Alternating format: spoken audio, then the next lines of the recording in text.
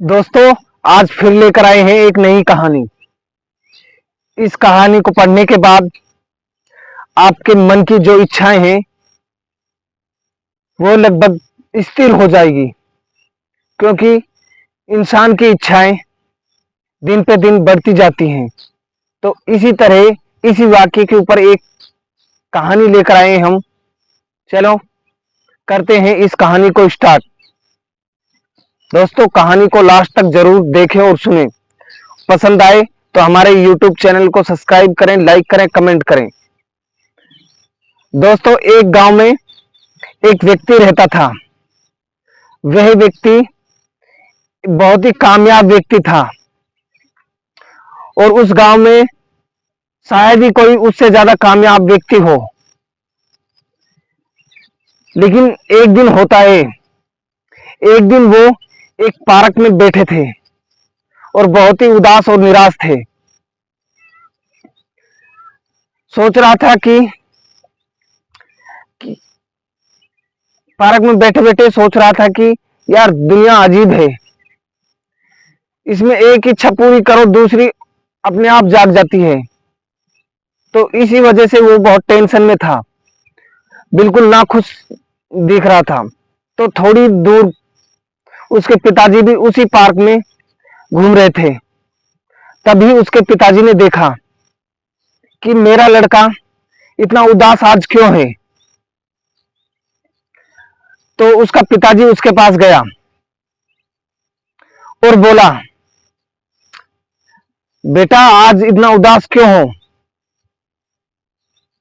तो बेटे ने कहा, पिताजी मैं आपको क्या बताऊं कि जब मैं छोटा था तब सोचता था कि क्लास में मैं फर्स्ट पहले स्थान पर पढ़ाई में आऊं तो बहुत खुशी होगी। तो वो भी हुआ। वो 2 दिन की खुशी थी, फिर सब कुछ नॉर्मल हो गया। फिर मैंने सोचा कि स्कूल को टॉप करने के बाद और खुशी होगी। लेकिन वो भी सब 2 दिन का खेल था, 2 दिन की खुशी थी और सब लोग कुछ नॉर्मल हो गया। फिर सोचा कि कॉलेज पास कर लूंगा तो तब ठीक हो जाएगा। तो तब भी 2 दिन की खुशी थी और सब नॉर्मल हो गया। फिर जैसे जैसे जीवन आगे बढ़ा, फिर सोचा कि अच्छी नौकरी लग जाएगी तो फिर अच्छी खुशी होगी। तो फिर भी 2 दिन की खुशी थी, सब कुछ नॉर्मल। फिर सोचा कि सैलरी कम है, सैलरी बढ़ जाएगी, प्रमोशन हो जाएगा तो मैं फिर फैमिली के साथ घूमने जाऊंगा और अच्छे खुशी से जिंदगी गुजार पाऊंगा। लेकिन वो सब 2 दिन की खुशी थी, फिर सब कुछ नॉर्मल चला। फिर ये प्रमोशन भी हो गया, फिर ये प्रमोशन और सैलरी भी बढ़ गई। फिर भी ये 2 दिन की खुशी थी, 2 दिन के बाद सब कुछ नॉर्मल हो गया। तो मैंने सोचा कि मैं बिजनेस करता हूँ, बिजनेस को बढ़ाता हूँ, तब खुशी खुशी होगी, तब मैं खुश रह पाऊंगा। लेकिन मैंने बिजनेस भी बड़ा कर लिया, सैलरी बढ़ गई, प्रमोशन हो गया, लेकिन मैं आज भी खुश नहीं हूं। तो ये क्या कारण है। तो उसके पिता ने कहा, बेटा ये जीवन इसी तरह है। मैं आपकी बातों का जवाब बाद में दूंगा, पहले आप मेरी बात सुनिए।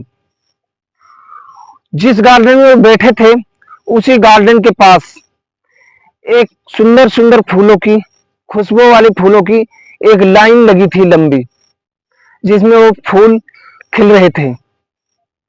तो उसके पिता ने कहा, बेटा आप एक काम करो, इस लाइन में से मुझे सबसे खूबसूरत फूल तोड़ के लाओ, लेकिन एक शर्त होगी, आप पीछे मुड़कर वापस नहीं जाओगे। दूसरा, आपको आगे ही चलना होगा। तो बेटे ने यह बात सुनकर पिताजी को फूल तोड़ने के लिए चला। वो स्टार्ट होने के बाद चलता रहा, अच्छे अच्छे फूल खिलते, महकते हुए फूल, अच्छी अच्छी खुशबू के फूल आते रहे और वो आगे बढ़ता रहा। उसने सोचा कि यहाँ से नहीं, आगे काफी लंबी लाइन है, इसमें और खूबसूरत फूल होंगे, आगे से तोड़ूंगा। तो वो चलते रहे और अच्छे फूल निकलते रहे और चलते रहे, अच्छे फूल निकलते रहे। तो लास्ट में उसकी लाइन छोटी पड़ती रही और लास्ट में उसको मुरझाए हुए फूल मिले। तो उन्होंने सोचा उस शर्त का पालन करना जरूरी है। पिता ने बोला कि पीछे वापस मुड़ के नहीं जाना। तो फिर उसके पास मुरझाए हुए फूलों के अलावा और कोई ऑप्शन नहीं था, वही फूल तोड़ कर लाए और पिता को दिया। तब पिता ने बोला, बेटा जिंदगी भी इसी तरह की है कि हम छोटी बड़ी खुशियों को ऐसे ही छोड़ते आते हैं और आखिर में बचता क्या है, ये मुरझाया फूल, मुरझाई हुई जिंदगी।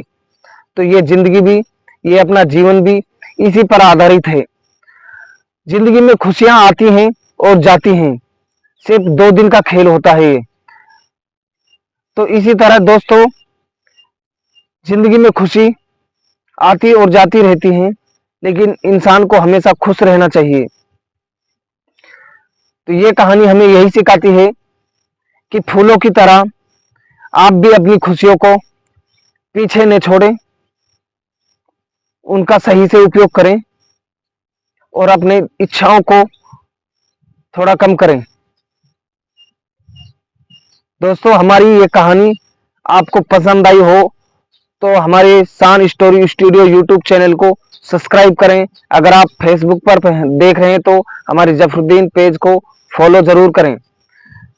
और वीडियो आपको पसंद आई हो तो लाइक और कमेंट शेयर जरूर करें।